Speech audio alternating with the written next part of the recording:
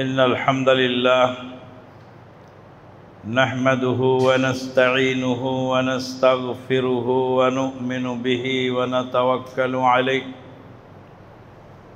ونعوذ بالله من شرور أنفسنا ومن سيئات أعمالنا من يهده الله فلا مضل له ومن يضلل فلا هادي له وأشهد أن لا إله إلا الله وحده لا شريك له وأشهد أن محمدًا عبده ورسوله الذي أرسله بالحق بشيرًا ونذيرًا وداعيًا إلى الله بإذنه وسراجًا منيرًا أما بعد فإن خير الحديث كتاب الله وخير الهدي هدي محمد صلى الله عليه وسلم وشر الأمور محدثاتها وكل محدثة بدعة وكل بدعة ضلالة وكل ضلالة في النار أما بعد فقد قال الله تبارك وتعالى في الكلام المجيد والفرقان الحميد يا أيها الذين آمنوا اتقوا الله حق تقاته ولا تموتن إلا وأنتم مسلمون يا أيها الناس اتقوا ربكم الذي خلقكم من نفس واحدة وخلق منها زوجها وبث منهما رجالا كثيرا ونساء واتقوا الله الذي تساءلون به والأرحام إن الله كان عليكم رقيبا يا أيها الذين آمنوا اتقوا الله وقولوا قولا سديدا يصلح لكم أعمالكم ويغفر لكم ذنوبكم ومن يطع الله ورسوله فقد فاز فوزا عظيما ثم أما بعد قال الله تبارك وتعالى واتلوا عليهم نبأ ابني آدم بالحق إذ قربا قربانا فتقبل من أحدهما ولم يتقبل من الآخر قال لأقتلنك قال إنما يتقبل الله من المتقين وقال النبي الأمين صلى الله عليه وسلم نعمتان مغبون فيه كثير من الناس الصحة والفراغ أو كما قال عليه الصلاة والسلام যাবতীয় প্রশংসা সেই মহান আল্লাহ পাকের জন্য যার অশেষ মেহেরবানিতে জুলহিজ্জা মাসের প্রথম দশকে আমরা উপনীত হওয়ার তো সুযোগ পেয়েছি যে আল্লাহ পাক তৌফিক দিলেন তারই বারগাহে শুকরিয়া আলহামদুলিল্লাহ দরুদ ও সালাম বর্ষিত হোক সেই নবী মুহাম্মদুর রাসূলুল্লাহ সাল্লাল্লাহু আলাইহি ওয়াসাল্লামের প্রতি যিনি উম্মতকে ছোট বড় ভালো মন্দ সব কিছু বিষয়ে সতর্ক করেছেন নবী সাল্লাল্লাহু আলাইহি ওয়াসাল্লাম বলেছেন কিয়ামতের আগে সময়ের বারাকা নষ্ট হয়ে যাবে বছর চলে যাবে মাসের মতো মাস চলে যাবে সপ্তাহের মতো সপ্তাহ চলবে দিনের মতো দিন চলবে ঘন্টার মতো মানুষ খুব ব্যস্ত সময়ের খুব অভাব 1450 বছর পূর্বেই আল্লাহ পাক সূরাতুল আসরের মধ্যে সময়ের কসম কেটে বলেছিলেন ওয়াল আসরে ইন্নাল ইনসানা লাফি খুসর সময়ের কসম, নিশ্চয়ই পৃথিবীর সকল মানুষ ক্ষতিগ্রস্ত। মানুষ ক্ষতিগ্রস্ত এই কথাটি আল্লাহ বলার আগে আল্লাহ সময়ের কসম করলেন। এখানে আল্লাহ পাক বান্দাকে বুঝিয়ে দিলেন সময়ের মূল্যায়ন না করার কারণে মানুষ ক্ষতিগ্রস্ত। মানুষ ক্ষতিগ্রস্ত সময়ের মূল্যায়ন না করার কারণে। ক্ষতিগ্রস্ত তারা নয় যারা 4টি কর্মসূচি বাস্তবায়ন করেছে, ইল্লাল্লাযীনা আমানু ওয়া আমিলুস সালিহাত ওয়া তাওয়াসাউ বিল হাক্কি ওয়া তাওয়াসাউ বিস সাবর। 4টি কর্মসূচি। 1 নাম্বার হলো আমানু, ঈমান এনেছে। ঈমানদার ব্যক্তি ক্ষতিগ্রস্ত নয়। কেন? ঈমানদার ব্যক্তি সময়ের মূল্য বোঝে। সময়ের মূল্য যে বোঝে না সে বেঈমান। বেঈমান মানে ইসলাম থেকে খারিজ নয়, পূর্ণ ঈমানদার নয়। সময়ের মূল্য যার কাছে নাই সে পূর্ণাঙ্গ মুমিন নয়। আল্লাহ পাক বলছেন সময়ের কসম, মানুষ ক্ষতিগ্রস্ত, পৃথিবীর সব মানুষ ক্ষতিগ্রস্ত। আল ইনসান ইল্লাল ওয়াল আসরি ইন্নাল ইনসান। ইনসান শব্দের আগে যে আলিফ লাম আছে, আরবি ব্যাকরণে একে বলা হয়েছে আলিফ লাম জিনসিয়া ইস্তেগরাকিয়া। জিনসিয়া ইস্তেগরাকিয়া দিয়ে আল্লাহ পাক বুঝাচ্ছেন সমস্ত মনুষ্য জাতি ক্ষতিগ্রস্ত। যেমন ইংরেজিতে বলে দি কাউ। দি কাউ যদি বলা হয় তো গরুর সকল প্রজাতি ওর ভিতরে সামিল হয়ে যায়। এই আরবিতে আল ইনসান, পৃথিবীর সকল মানুষ ক্ষতিগ্রস্ত। ক্ষতি থেকে বেঁচেছে কারা? ইল্লাল্লাযীনা আমানু, যারা ঈমান এনেছে, ওয়া আমিলুস সালিহাত, আর আমলে সালেহ করেছে, ওয়া তাওয়াসাউ বিল হক, পরস্পর হকের দাওয়াত দিয়েছে, ওয়া তাওয়াসাউ বিস সবর, পারস্পরিক সবরের তালিম দিয়েছে, ধৈর্যের পরামর্শ দিয়েছে, তারা ক্ষতি থেকে বেঁচে গেল। 4টি কর্মসূচি যারা বাস্তবায়ন করতে পারবে তারা সফল।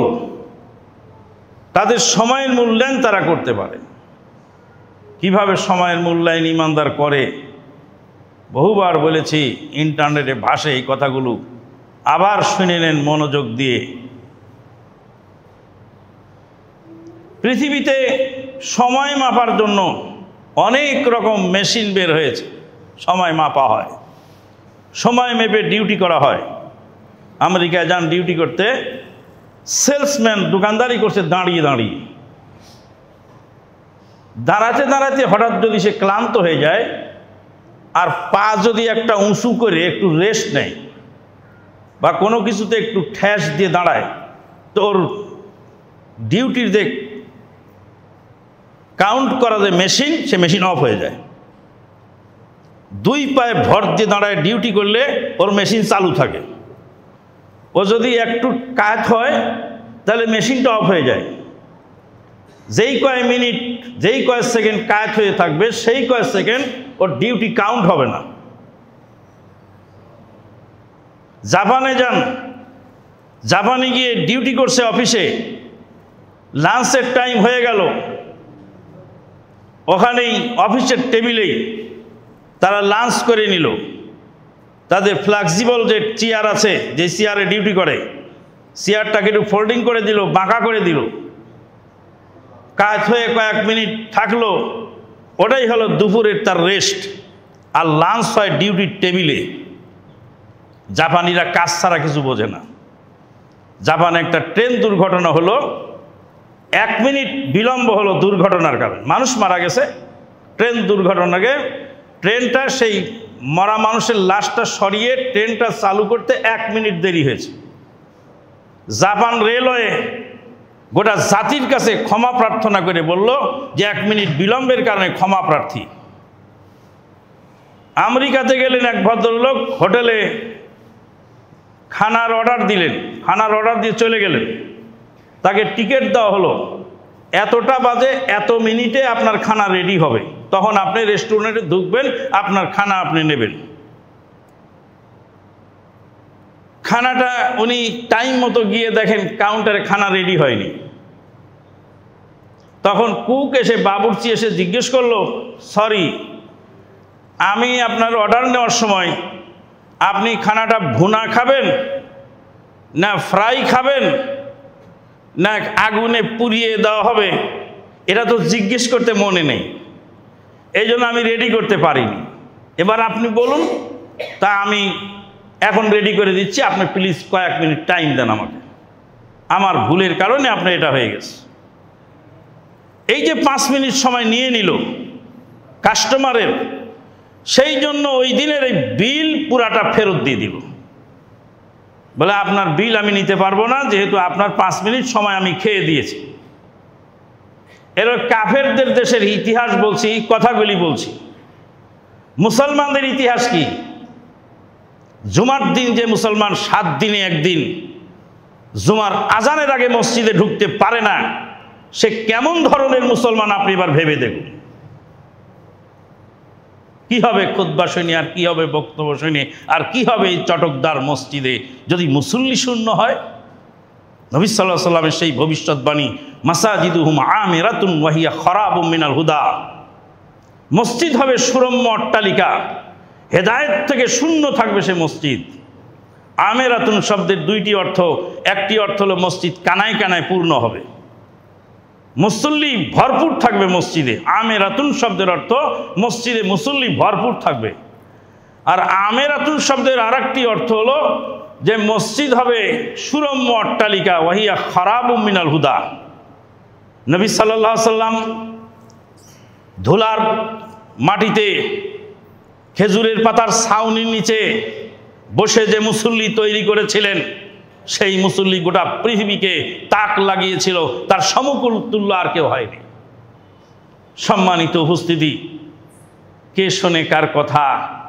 সময় তো আমাদের খুবই কম, আমি একটু ব্যস্ত আছি। কি কাজে ব্যস্ত? ইজি কাজে বিজি। সময় খেয়ে যাচ্ছে মোবাইলে, সময় খেয়ে যাচ্ছে টাইলসে, সময় খেয়ে যাচ্ছে কাপড় ইস্ত্রি করতে, সময় খেয়ে যাচ্ছে চুল আঁচড়াতে, সময় খেয়ে যাচ্ছে ড্রেস আপ করতে, সময় খেয়ে যাচ্ছে বিভিন্ন কাজে, সময় খেয়ে যাচ্ছে গল্প গুজবে, সময় খেয়ে যাচ্ছে চায়ের রেস্টুরেন্টে, টি স্টলে, সময় খেয়ে যাচ্ছে রেস্টুরেন্টে, সময় খেয়ে যাচ্ছে যানজটে, সময় খেয়ে যাচ্ছে বহু বিভিন্নভাবে। মোবাইল ভয়ানক জিনিস, উপকারী কিন্তু বড় ভয়ানক। মোবাইল বড় উপকারী কিন্তু বড় ভয়ানক। মোবাইল বড় উপকারী বড় ভয়ানক। আগের জামানায় স্বামী স্ত্রী, শ্বশুরি শাশুড়ি আর বেটার বউ গোলমাল লেগেছে, আর স্বামীর কাছে চিঠি লিখে দিয়েছে বিদেশে যে তোমার মা আমার সাথে খারাপ ব্যবহার করে। চিঠি আজকে লেখা হয়নি, কাল সকালে লিখবে। কাল সকাল হতে হতেই পুত্রবধূর রাগ অনেকটা ঠান্ডা হয়ে গেছে, শাশুড়ি বেচারার বিরুদ্ধে আর বলে লাভ। আর এখন এই মোবাইল একে সাথে সাথে লাইভে দেখাচ্ছে, দেখো তোমার মা আমার সাথে কি আচরণ করছে, সাথে সাথে রেকর্ড করে নিচ্ছে, দেখো তোমার মা আমার সাথে কি। মাথা গরম ওখানে হয়ে যাচ্ছে সাথে সাথে। মোবাইল এইগুলি সমাজ আজকেই হয়েছে। একজন বিসিএস ক্যাডার আত্মহত্যা করেছে। মা দেশে বউর দোষ, বউ দেশে মায়ের দোষ। তাদের আজ প্রায় মাসখানেক হয়ে গেল, শুধু ফেসবুক গরম করে তুলেছে কে কার বিরুদ্ধে দোষারোপ করবে, কিন্তু যার চলে যাওয়ার সে তো চলে গেছে। একটা বিসিএস ক্যাডার তৈরি করতে এদেশের রাষ্ট্রের পক্ষের কত টাকা খরচ হয় আপনি হিসাব করেননি কোনোদিন। সে হোক মুসলিম, হোক সনাতন, হোক অমুসলিম, হোক সে যে ধর্মের লোক, কিন্তু সে হলো দেশের বিশেষ মেধা। আর এই মেধাটাকে তৈরি করতে সরকারের রাজস্ব খেয়ে এই মেধাবী ছেলেটি মেধার স্বাক্ষর রেখেছে। এখন বউ আর শাশুড়ির মারামারিতে আমি মাঝে মাঝে হঠাৎ করে আমার চোখের সামনে যখন পড়ে, তখন আমি চিন্তা করি আমারই তো মাথা হ্যাং হয়ে গেল। তো এই লোকটা এই ঝামেলার মধ্যে ছিল কি করে, আর তাও খুঁটিনাটি বিষয়, এমন কোনো মেজর কোনো বিষয় নয়। সম্মানিত উপস্থিতি, রাতে আপনি ঘুমাতে যাচ্ছেন, আপনি দোয়া পড়বেন, দোয়া পড়ে ঘুমাবেন। আল্লাহুম্মা বিসমিকা আমুতু ওয়াহিয়া, হে আল্লাহ আমি তোমার নামে মারা যাচ্ছি। আমুতু মানে মরে যাচ্ছি আমি, ওয়াহিয়া সকালে আবার জিন্দা হব। আউযু বিল্লাহি মিনাশ শাইতানির রাজিম। আল্লাহু ইয়াতাওয়াফাল আনফুসা হিনা মাউতিহা ওয়াল্লাতী লাম তামুত ফী মানামিহা ফায়ুমসিকুল্লাতী কাযা আলাইহাল মাউত ওয়া ইউরসিলুল উখরা ইলা আজালিম মুসাম্মা। আল্লাহ পাক বলছেন, আল্লাহু ইয়াতাওয়াফাল আনফুসা হিনা মাউতিহা, মানুষ যখন ঘুমিয়ে যায় আল্লাহ রাব্বুল আলামিন তার রূহগুলি ছিনিয়ে নেন। ইয়াতাওয়াফাল আনফুসা, রূহগুলি ছিনিয়ে নেন কে? আল্লাহ। কখন? হিনা মাউতিহা, যখন সে ঘুমিয়ে যায়, ঘুমিয়ে গেল, রূহটা আল্লাহ ছিনিয়ে নিয়ে গেলেন। ফায়ুমসিকুল্লাতী কাযা আলাইহাল মাউত, যার মৃত্যুর ফয়সালা হয়ে যায় তার রূহটা আল্লাহ পাক ধরে রেখে দেন, আর ফেরত দেন না। ওয়া ইউরসিলুল উখরা ইলা আজালিম মুসাম্মা, আর কিছু রূহ আল্লাহ পাক ছেড়ে দেন, আবার কিছুদিন দুনিয়ায় ফিরে যাও, আবার কাজ করে খাও। ওই জন্য ঘুমার সময় কি বলতে হয়? আল্লাহুম্মা বিসমিকা আমুতু, হে আল্লাহ আমি তোমারই নামে মৃত্যুবরণ করছি। আমুতু মানে মরে যাচ্ছি, মৌত হয়ে যাচ্ছে আমার। ওয়াহিয়া, আর তোমার নামে জীবিত হব। সম্মানিত উপস্থিতি, কিন্তু এই দোয়াটা তো পড়ার সময় হলো না। কিসের কারণে? মোবাইলের কারণে। মোবাইলে দেখি নোটিফিকেশন কি আসছে। মোবাইল হলো মুরগির মতো, প্রত্যেক দিন মুরগির তলে যায় মানুষ, খোঁজে ডিম পারলো কিনা। তো মোবাইলই খোঁজে যে নতুন কোনো মেসেজ আসছে কিনা, নতুন কেউ আমাকে কিছু বলছে কিনা, নতুন নোটিফিকেশন আসছে কিনা, এগুলি খুঁজে বেড়ায়। মোবাইলের নোটিফিকেশন 20 মিনিট দেখে তারপর আমি দোয়া দরুদ করে ঘুমাবো, কিন্তু কখন যে 1 ঘন্টা হয়ে গেছে সে নিজেও টের পায়নি। এইভাবেই মৃত্যুর কোলে ঢলে পড়েছে সে, এইভাবেই সে ঘুমিয়ে গেছে, হাত থেকে মোবাইল খসে নিচে পড়ে গেছে। নষ্ট মহিলার ভিডিও ছবি দেখতেছিল, এই অবস্থায় তার ঘুম এসে গেছে, আর এই ঘুমের মধ্যে তার মৌত হয়ে গেছে। আল্লাহর সামনে যায় যখন দাঁড়াবে, ফামান খাফা মাকামা রাব্বিহি জান্নাতান, যারা আল্লাহর সামনে দাঁড়াবার ভয় করে, প্রভুর সামনে আমাকে দাঁড়াতে হবে, এই ভয় যাদের আছে তাদের জন্য ডবল জান্নাত। ফামান খাফা মাকামা রাব্বিহি জান্নাতান,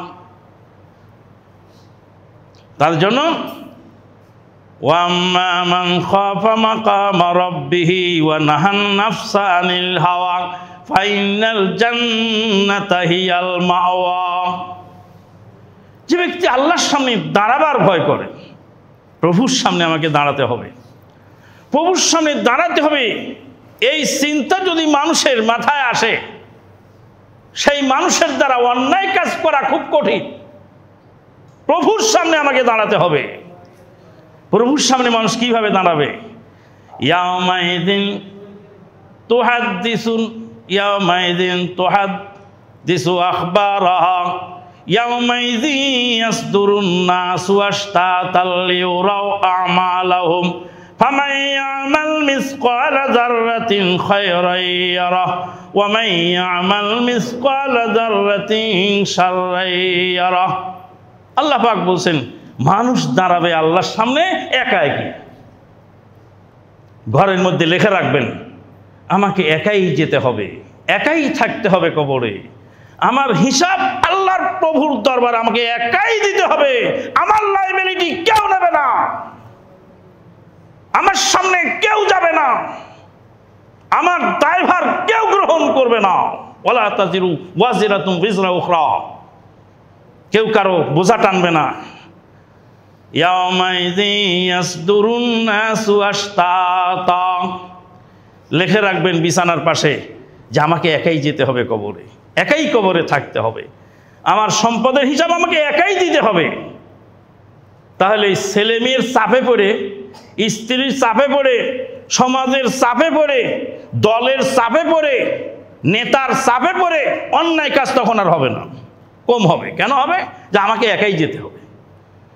আমার নেতা আমার কবরে যাবে না, আমার নেতা আমার কবরে যাবে না, আমার বাপ দাদা আমার কবরে যাবে না, আমার ছেলে মেয়ে আমার কবরে যাবে না, আমার সমাজ জামাত আমার কবরে যাবে না, আমাকে একা যেতে হবে। ওয়ায়াতিহি ইয়াউমাল কিয়ামাতি ফারদা। অন্য আয়াতে আল্লাহ বলছেন কিয়ামতের দিনে মানুষ একা উঠবে, একা যাবে আল্লাহর সামনে, যার যার হিসাব সেই সেই দিবে। ফামান ইয়ামাল মিসকালা যাররাতিন খায়রান ইয়ারাহ ওয়া মান ইয়ামাল মিসকালা যাররাতিন শাররান ইয়ারাহ। যাররা পরিমাণ যে ভালো কাজ করেছে সেটাও তার আমল নামায় ভেসে উঠবে, আর যাররা পরিমাণ খারাপ করেছে, ছোটখাটো ব্যাপার নয়, যাররা যাররা পরিমাণ সেটাও দেখতে পাবে। মালে হাজাল কিতাব লা ইউগাদিরু সাগীরাতান ওয়ালা কাবীরাতান ইল্লা আহসাহা। আল্লাহ বলবেন ইকরা কিতাবাক কাফা বিনাফসিকাল ইয়াওমা আলাইকা হাসিবা। তোমার আমলনামা তুমিই পড়ো। আল্লাহ বলে ইকরা কিতাবাক, তোমার আমলনামা তুমিই পড়ো। কাফা বিনাফসিকাল ইয়াওমা আলাইকা হাসিবা, তোমার হিসাব নেওয়ার জন্য তুমি একাই যথেষ্ট। তুমি আমলনামা পড়ে দেখে তুমিই বলো তুমি কি করেছো আর না করেছো। সম্মানিত উপস্থিত, তখন সে বলবে মালে হাজাল কিতাব, এটা আশ্চর্যজনক এক আমলনামা।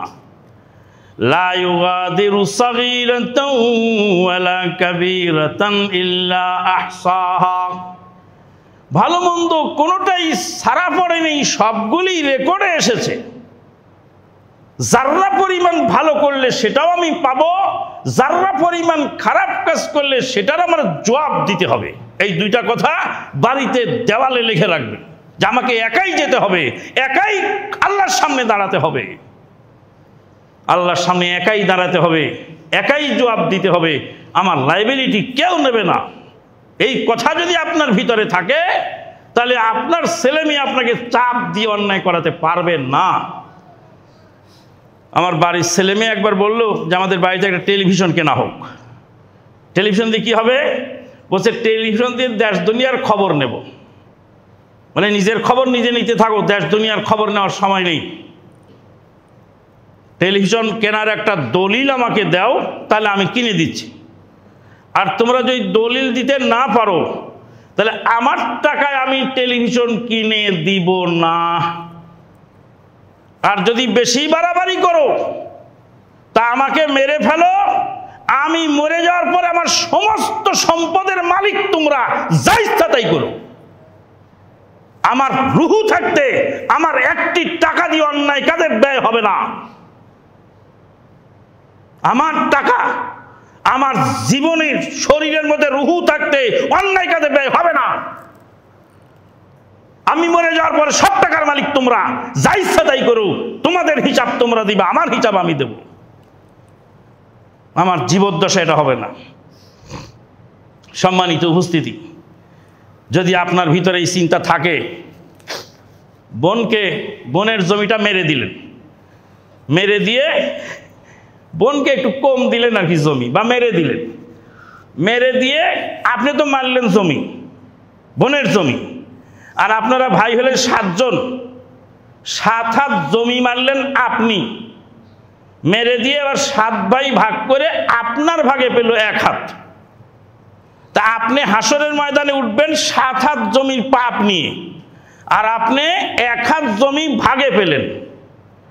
ওই ভাইদেরকে যে ভাগ, এই বোনের অংশ মেরে দিয়ে পাওয়ায় দিলেন, ওর জবাব আপনাকে দিতে হচ্ছে, যেটা আপনার মেজাজ দিয়ে, আপনার এই কূট বুদ্ধি দিয়ে বোনকে ফাঁকি দিয়েছেন আপনি। এরপরে 1 হাত জমিতে আপনি ভাগে পেলেন, সে জমি গাছগাছরা হয়ে পড়ে আছে, সেটা সাফ করার আগে, সেটা দখল করে খাওয়ার আগেই আপনার রুহু বের হয়ে গেল। আপনার ছেলেরা এখন খাবে আর আপনি কবরে খাবেন কিল।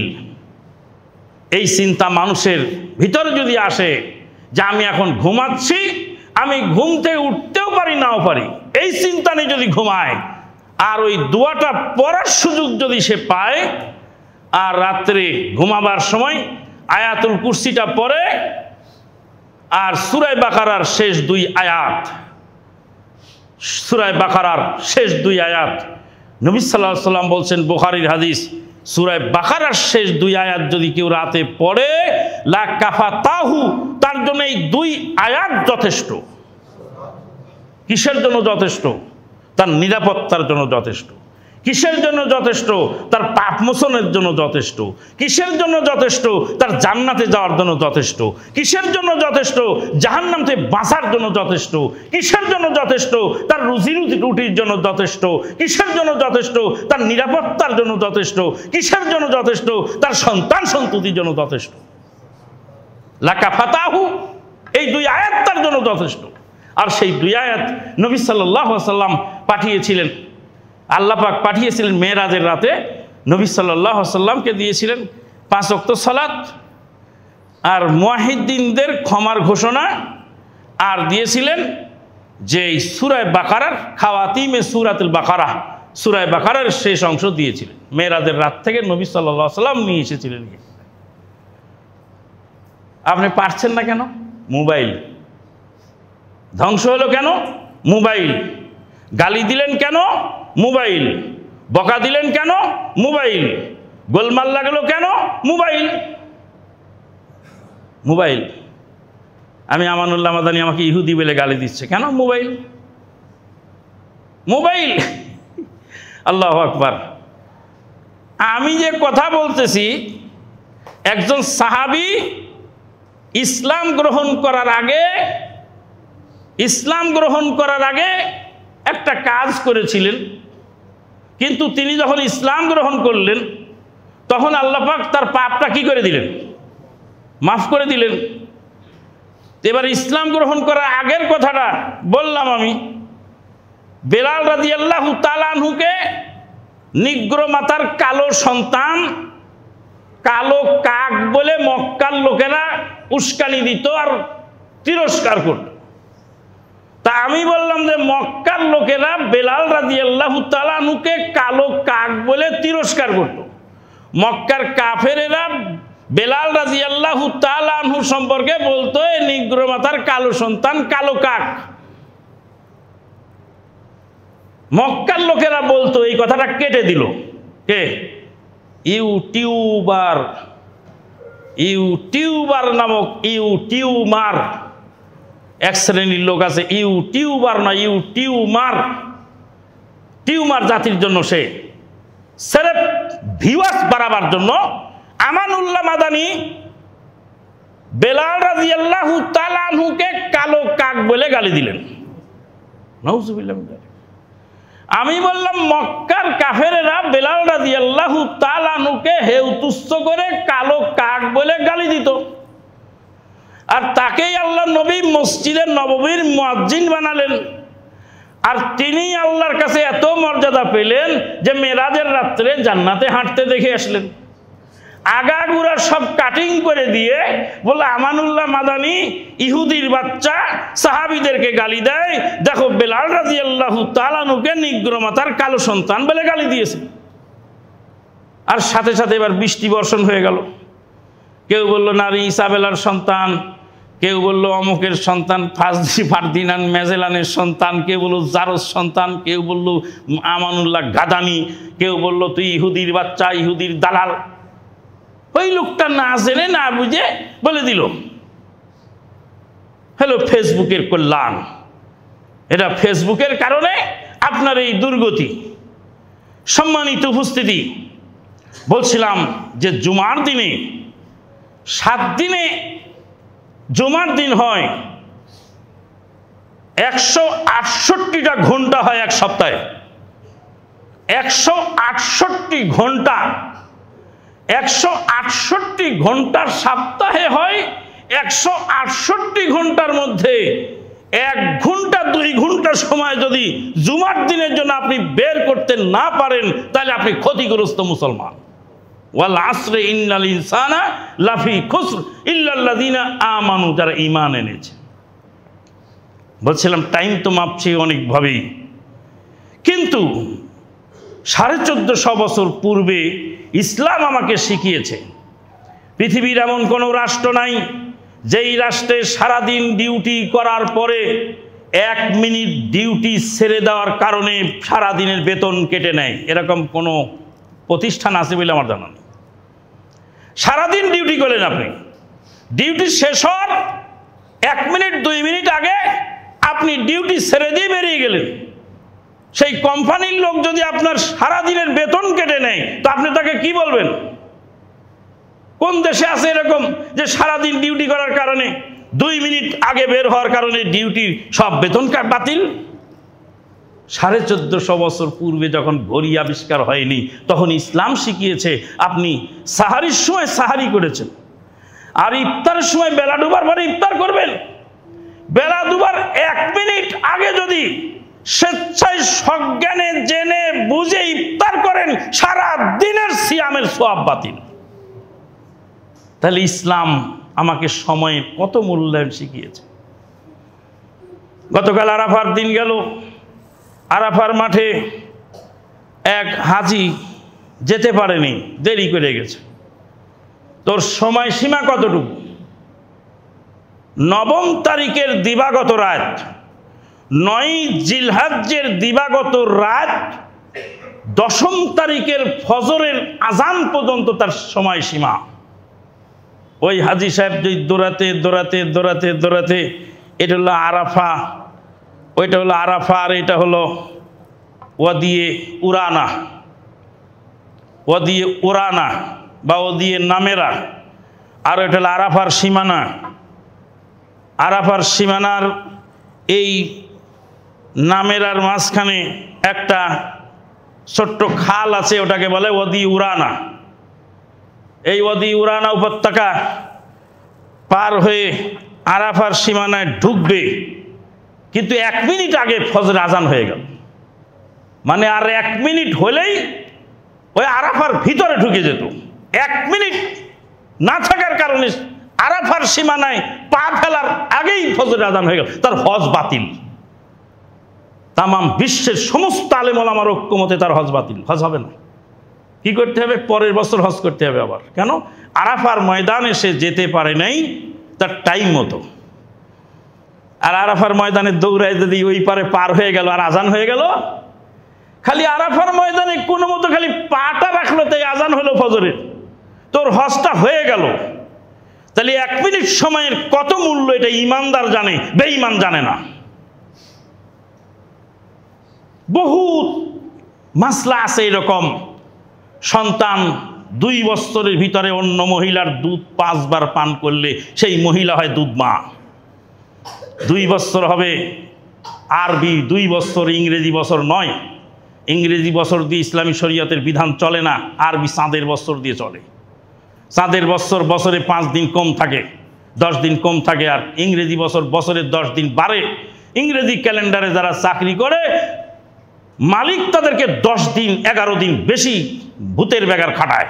আর আরবি ক্যালেন্ডারে যাদের বেতন দেওয়া হয়, মালিকরা 10 দিন ডিউটি কম পায়, আর শ্রমিকরা 10 দিনের বেতন বেশি পায়। ইংরেজি ক্যালেন্ডার হলো মালিকের পক্ষে যায়, শ্রমিকের বিপক্ষে, আর আরবি ক্যালেন্ডার মালিকের বিপক্ষে যায়, শ্রমিকের পক্ষে। আরবি 2 বছর দুধ পান, 2 বছরের ভিতরে বাচ্চা দুধ পান করতে হবে। আজকে বেলা ডুবলেই 2 বছর পূর্ণ হবে বাচ্চার। বেলা ডুবার আগে যদি কোনো মহিলার দুধ 5 বার ওই বাচ্চা পান করতে পারে, তাহলে আজীবন ওই মহিলা তার দুধ মা হয়ে গেল, চিরদিনের জন্য তার সঙ্গে বিবাহ হারাম। বেলা ডুবার 1 মিনিট পরে যদি 50,000 বার দুধ পান করায়, ওই মহিলা দুধ মা বলে সাব্যস্ত হবে না। কেন? মেয়াদ হলো 2 বছর, আর 2 বছর আজকে বেলা ডুবার আগে আর পরে। এরই নাম হলো সময়ের মূল্যায়ন, এরই নাম ইসলামের দৃষ্টিতে সময়ের মূল্যায়ন। আল্লাহ পাক তাই বললেন ইল্লাল্লাযিনা আমানু, যারা ঈমান এনেছে। সম্মানিত উপস্থিতি, বলতে চাইছিলাম একটা হয়ে গেল আর একটা। মুসল্লিদের হালত দেখে সময়ের মূল্যায়ন বলতে গিয়ে জুমার দিন যদি আপনার সময়টা না জোটে তাহলে আপনি মরার পরে আপনার সময় জুটবে। এই পৃথিবীতে কোনোদিন আপনার সময় হবে না, সময় আপনাকে জোর করে নিতে হবে। নবী সাল্লাল্লাহু আলাইহি ওয়াসাল্লাম বলছেন, দুইটি নিয়ামতের মধ্যে মানুষ ধোঁকাগ্রস্ত। একটা হলো সিহহাতু ওয়াল ফারাগ, একটা সুস্থতা। মানুষ যখন সুস্থ থাকে তখন অলস বসে থাকে, যখন অসুস্থ হয় তখন ভাবে যে আমি সুস্থতা অবস্থায় আমি কাজ কেন করি নাই। মানুষ যখন ব্যস্ত হয়ে পড়ে তখন খুব তাড়াহুড়া করে, কিন্তু যখন অবসর থাকে তখন চায়ের দোকানে বসে সময় কাটিয়ে দেয়, গল্প করে অলস সময় কাটায়, সময়ের মূল্যায়ন করে না। সময়ের মূল্যায়ন করুন, আল্লাহ পাক তৌফিক দান করুন। আয়াত যেটা পড়েছিলাম কুরবানির ইতিহাস, আল্লাহ পাক বলছেন, আউযু বিল্লাহি মিনাশ শাইতানির রাজিম ওয়াতলু আলাইহিম নাবা বনাই আদম বিল হক ইয কাররাবা কুরবানান ফাতুকুব্বিলা মিন আহাদিহিমা ওয়া লাম ইউতাকাব্বাল মিনাল আখার ক্বালা লাআকতুলান্নাক ক্বালা ইন্নামা ইয়াতাকাব্বালুল্লাহু মিনাল মুত্তাকিন। কুরবানির মাসলা আর কুরবানির ইতিহাস শুনতে শুনতে তো আপনাদের কান ঝালাপালা। যেগুলি শুনেছেন ওটা আমি বলবো না, এটা বলতেছি। আদম আলাইহিস সালামের দুই ছেলে কুরবানি করলেন, এক ছেলের কুরবানি কবুল হলো আর একটা হলো না। যারটা হলো সে চুপচাপ বসে আছে, আর যারটা হয়নি সে বলছে লাআকতুলান্নাক, আমি তোকে হত্যা করব। কারণ দুর্বলের দলিল হলো লাঠি। যখন সে দলিল দিতে পারবে না তখন আপনাকে গালিগালাজ শুরু করবে, যখন সে দলিল দিতে পারবে না তখন আপনাকে ঘুষি মারবে, যখন সে দলিল দিতে পারবে না তখন লাঠি ব্যবহার করবে। যার জমিনের পর্চা আছে পর্চা দেখায় জমি দখল করে, আর যার জমিনে পর্চা নাই সে অপরের জমি দখল করে লাঠি দিয়ে। তাহলে দুর্বলের দলিল হলো গালিগালাজ, দুর্বলের যার দলিল নেই তার দলিল হলো গালিগালাজ। এবার কাবিল বলছে, হাবিল তোরটা কবুল হয় আমারটা হয় না, আমি তোকে খুন করব। আরে কবুল করলেন আল্লাহ, আর কবুল না করলেন আল্লাহ। কবুল করা না করার মালিক হলো আল্লাহ। তো এর হাবিল বেচারা কি দোষ করলো? হাবিলকে কাবিল বলছে তোকে আমি খুন করব। এবার হাবিল জবাব দিচ্ছে, লাইম বাসাত্তা ইলাইয়া ইয়াদাকা লিতাকতুলানি। আগে বলেন ইন্নামা ইয়াতাকাব্বালুল্লাহু মিনাল মুত্তাকিন, আল্লাহ রাব্বুল আলামিন মুত্তাকিনদেরটা কবুল করেন, যা যে মুত্তাকিন নয় তারটা কবুল হয় না। কবুল যদি করাতে চাস রে ভাই কাবিল, তা আমাকে মেরে তোর কুরবানি কবুল করানো যাবে না। আল্লাহ তো মুত্তাকিনটা কবুল করেন, তুই নিজে মুত্তাকি হওয়ার চেষ্টা কর, তা আমারটা যেমন কবুল হয়েছে তোরটাও হবে। মুত্তাকিন তাকওয়া কি জিনিস, তাকওয়া সম্পর্কে বিশদ আলোচনার প্রয়োজন। কিন্তু আলী রাদিয়াল্লাহু তাআলা বলেন চারটি গুণ যার আছে সে তাকওয়াশীল। এক নম্বর হলো আল খাউফু মিনাল জলিল, আল্লাহকে ভয় করা। ওয়াল আমালু বিত তানজিল, কোরআন হাদিস অনুযায়ী আমল করা। ওয়ার রিজা বিল কালিল, আর অল্পতে তুষ্ট থাকা। ওয়াল ইস্তিদাদু লিয়াউমির রাহিল, মরার জন্য প্রস্তুতি গ্রহণ করা। এই চারটি গুণ যার মধ্যে আছে সে তাকওয়াশীল। আবারও বলছি, আল খাউফু মিনাল জলিল, জলিলকে ভয় করা। ওয়াল আমালু বিত তানজিল, কোরআন হাদিস অনুযায়ী আমল করা। ওয়ার রিজা বিল কালিল, অল্পতে তুষ্ট থাকা। ওয়াল ইস্তিদাদু লিয়াউমির রাহিল, মৃত্যুর জন্য প্রস্তুতি গ্রহণ করা। এই চার গুণ যার আছে সে তাকওয়াশীল। তাকওয়াশীল হলে কুরবানি কবুল হবে, তাকওয়াশীল না হলে কুরবানি কবুল হবে না। হাবিল জবাব দিচ্ছে, লাইম বাসাত্তা ইলাইয়া ইয়াদাকা লিতাকতুলানি মা আনা বিবাসিতি ইয়াদিয়া ইলাইকা লিয়াকতুলাক ইন্নী আখাফুল্লাহ রাব্বাল আলামিন। তুমি যদি হাত বিছাও আমাকে হত্যা করার জন্য, আমি কিন্তু তোমার প্রতি উত্তর করব না। আমি আল্লাহকে ভয় করি, তুমি আমাকে মারতে পারো, আমি তোমাকে মারব না। আজকে এই আয়াতের উপর যে আমল হয় তাহলে মারামারি বহু অংশে কমে যায়। কবিতায় বলেছেন, আমার এ ঘর ভাঙিয়াছে যেবা, আমি বাঁধি তার ঘর, আপন করিতে খুঁজিয়া বেড়াই, যে মোরে করেছে পর। যে মোরে করিল পথের বিভাগী, পথে পথে কাঁদি আমি তার লাগি। দীঘল রাত্রি তার তরে জাগি, ঘুম যে দিয়েছে মর। আপন করিতে খুঁজিয়া বেড়াই, যে মোরে করেছে পর। যে আমাকে মারতে আসে আমি বলি তুমি মারতে পারো, আমি তোমার সাথে মারামারি করব না। মারামারি জমবে কি করে? আজকে মারামারি চলছে জমি দখল নিয়ে, মারামারি চলছে রাজনৈতিক ময়দানে, মারামারি চলছে কোরআন হাদিস নিয়ে। ভাগে কুরবানি জায়েজ না না জায়েজ, সফরে না মুকিম অবস্থায়। এক একজনের দলিল শুনলে মাথাই নষ্ট হয়ে যায়। একজন দলিল দিচ্ছেন ভাগে কুরবানির বিপক্ষে, তাই দলিল দিচ্ছেন তিনি গোশত তো ভাগ করলে রুহুটা কি করে ভাগ করবা? ভাগে দেওয়া যাবে না কেন? গোশত ভাগ করা গেলেও রুহুটা ভাগ করা যায় না। যিনি এই ফতোয়া দিচ্ছেন তিনি আবার বলছেন সফরে জায়েজ আর মুকিম অবস্থায় জায়েজ নেই। তা আমি তাকে প্রশ্ন করতে চাই বিনীতভাবে, যে সফরে যখন কুরবানি ভাগে জায়েজ হয় তখন তো গোশত তো ভাগ করেন, তখন রুহু ভাগ করেন কি করে? রুহু তো ভাগ করা যায় না, একটা গরু এক রুহু, অতএব ভাগে দেওয়া যাবে না, এটা দলিল। তা আপনি তো বললেন সফরে জায়েজ আছে, তো সফরে যখন ভাগে কুরবানি দিচ্ছেন তখন রুহু কেমন করে ভাগ করেন? তার মানে যে জানে সেও ফতোয়া দেয়, যে জানে না সেও ফতোয়া দেয়। এটার কারণ কি? এটার কারণ হলো যে আজকে আমাদের সমাজে সালাফে সালিহিনের মানহাজ থেকে মানুষ বিচ্যুত হয়েছে। ইমাম মুসলিম রাহিমাহুল্লাহ হাদিস বর্ণনা করলেন, তিনি হাদিসটি কোন সেন্সে কোন অর্থে বলেছেন সে অর্থটা তো বুঝতে হবে। একটা শাব্দিক অর্থ, একটা পারিভাষিক অর্থ। একটা বুখারীর হাদিস বলি, নবী সাল্লাল্লাহু আলাইহি ওয়াসাল্লাম বলছেন যখন তোমরা প্রস্রাব পায়খানায় ঢোকো তখন তোমরা কেবলার দিকে মুখ পিট করে বসো না, পশ্চিম দিকে মুখ পিট করে বসো। প্রস্রাব পায়খানা করার সময় কেবলার দিকে মুখ পিট দিও না। কোন দিকে দিও? পশ্চিম দিকে। বুখারীর হাদিস। এবার আমি যদি মেম্বারে উঠে বলি পশ্চিম দিকেই প্রস্রাব করতে হবে, এটাই দলিল, এটাই চূড়ান্ত, বুখারীর হাদিস, এত নম্বর হাদিস, অধ্যায় নম্বর এত, হাদিস নম্বর এত, কোন বাপের বেটা আছে আমার সামনে দাঁড়াও? বুখারীর হাদিস। নবী বলছেন পশ্চিম দিকে প্রস্রাব পায়খানা করো, কেবলার দিকে করো না। হাদিসের বুঝার আছে না কিছু? না গেলে শাব্দিক অর্থ তর্জমা করে দিলে হবে? কে বলেছে তোমাকে শাব্দিক অর্থ তর্জমা করতে?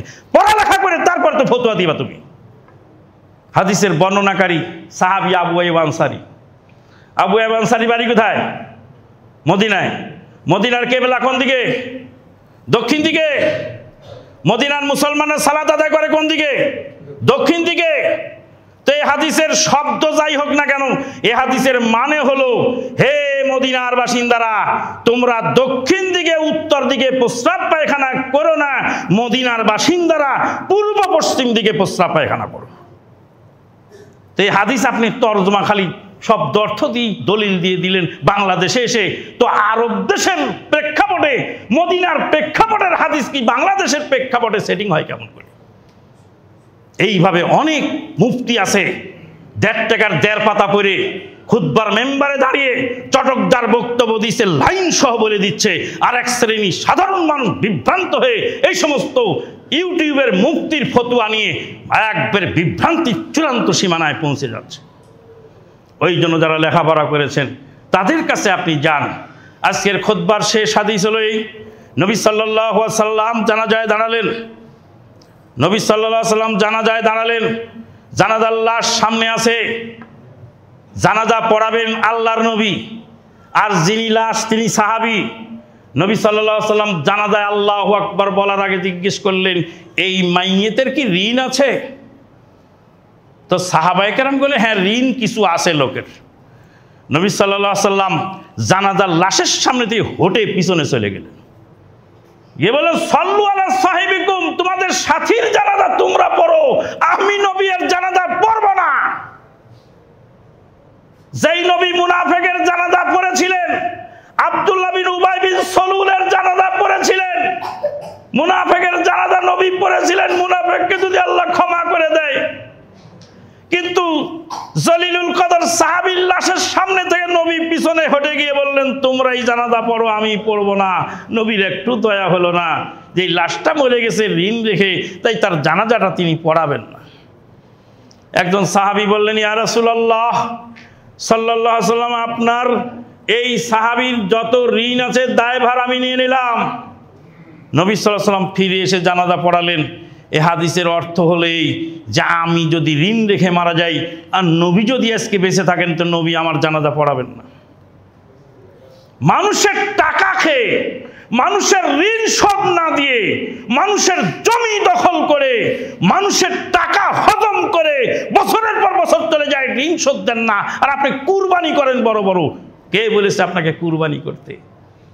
কুরবানি না করার কারণে নবী জানাজা পড়েননি এরকম একটা হাদিসও নাই। যাকাত না দেওয়ার কারণে সাপ দংশন করবে, সাপকে দেখে যখন ভয় পাবে সেই মালদার ব্যক্তি, সাপ তখন কথা বলবে আর বলবে, আপনি ভয় পাচ্ছেন কেন? আমি তো আপনার পিয়ারা সম্পদ, মোহাব্বতের মাল সম্পদ, আনা মালুকা আনা কানজুকা, আমি আপনার মাল সম্পদ, আমাকে দেখে আপনি ভয় পাচ্ছেন কেন? আমি তো আপনার প্রিয় মোহাব্বতের সেই স্বর্ণ অলঙ্কার।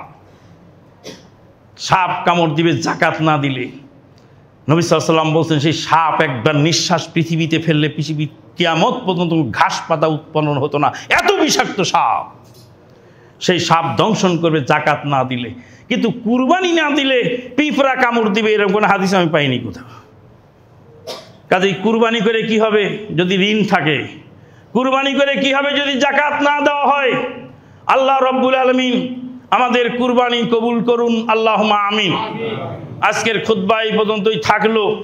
যেই অংশ বাকি রইল, আগামীকাল ঈদগাহ ময়দানে, ত্রিমোহনী ঈদগাহ ময়দানে ঈদের জামাতে, ওখানে আমাকে এবার দায়িত্ব দিয়েছে ঈদের সালাত পড়াবার জন্য।